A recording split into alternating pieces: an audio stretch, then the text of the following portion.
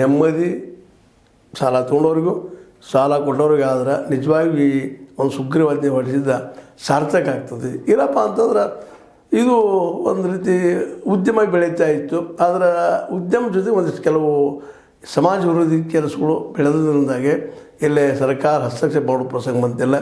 ಆದರೆ ಇದನ್ನೊಂದು ಉದ್ಯಮಗೆ ಅವರು ಸಾಲ ಕೊಡೋರು ಬಡ್ಡಿಯನ್ನು ಒಂದು ಯೋಗ್ಯ ರೀತಿಯಿಂದ ಅದು ಏನಪ್ಪ ಅಂದ್ರೆ ನಮ್ಮ RBI ಸೂಚಿಸಿದ ಮಾರ್ಗದರ್ಶನದಲ್ಲಿದ್ದು ಮಾರ್ಗದರ್ಶಿ ಅಥವಾ ನಿಯಮಾವಳಿ ಪ್ರಕಾರ ಮಾಡಿದ್ರೆ ನಿಶ್ಚಿತವಾಗಿಯೂ ಈ ಇಂಡಸ್ಟ್ರಿ ಬೆಳೆಯೋ ಸಾಧ್ಯತೆಗಳಿದ್ದಾವೆ. ಯಾಕಂದ್ರೆ ಎಲ್ಲರಿಗೂ ಸಾಲ ಬೇಕಾರಿ, ದೇಶ ಬಡವಾಗ್ಯದ, ಏನೋ ಕೆಲಸ ಮಾಡಲಿಕ್ಕೆ ಕೊಟ್ಟರು ದುಡ್ಡು ದುಡ್ಡು ದುಡ್ಡು ಮುಖ್ಯದ. ಆ ದುಡ್ಡು ಇಲ್ದಂಗೆ ಆದ್ರೆ ನಾವೇನೂ ಮಾಡೋಕ್ಕೆ ಸಾಧ್ಯ ಇಲ್ಲ. ಅದಕ್ಕಾಗಿ ದುಡ್ಡು ಸಾಲ ಸಿಗೋಂಗಾಗಬೇಕು, ಅದು ಮತ್ತು ಮರಳಿಸೋದು ಒಂದು ವ್ಯವಸ್ಥೆನೂ ಇಲ್ಲಿ ಒಂದು ರೀತಿಯಿಂದ ಆದ್ರೆ ನಿಶ್ಚಿತವಾಗಿಯೂ ಇಲ್ಲಿ ಒಳ್ಳೆ ಸಂಬಂಧಗಳು ಬೆಳಿತಾವೆ ಮತ್ತು ಮೈಕ್ರೋ ಫೈನಾನ್ಸು ಅವು ನಡೀತಾವೆ ಅನ್ನೋದು ಎರಡು ಮಾತಿಲ್ಲ.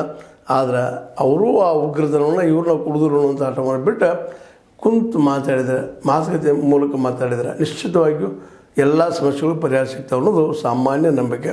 ಹೀಗಾಗಿ ಮೈಕ್ರೋ ಫೈನಾನ್ಸ್ಗಳು ಅವು ಇವತ್ತಿಂದ ಹಿಂದಿನಿಂದ ಅನ್ರಿ ಈ ಒಂದು ಕಾನೂನು ಆದಾಯದಿಂದ ಅನ್ರಿ ಜನರಿಗೆ ಸಾಲ ಕೊಟ್ಟವರು ಅವರು ಎಚ್ಚರ ರಂಭಿಸಿ ತಗೊಂಡು ಹೋಗುವಂಥ ಪ್ರಯತ್ನ ಮಾಡಬೇಕು.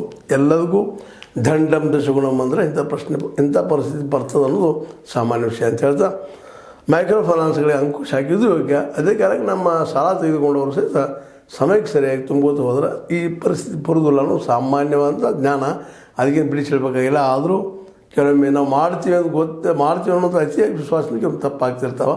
ಅದನ್ನು ಎಲ್ಲರೂ ಕುಡ್ಕೊಂಡು ಮಾಡಿ ಬಗೆಹರಿಸ್ಕೊಂಡ್ರೆ ಮಾತುಕತೆ ಮೂಲಕ ಬಗೆಹರಿಸ್ಕೊಂಡ್ರೆ ಇದು ಇಂಡಸ್ಟ್ರಿಯಾಗಿ ಉಳಿತದೆ.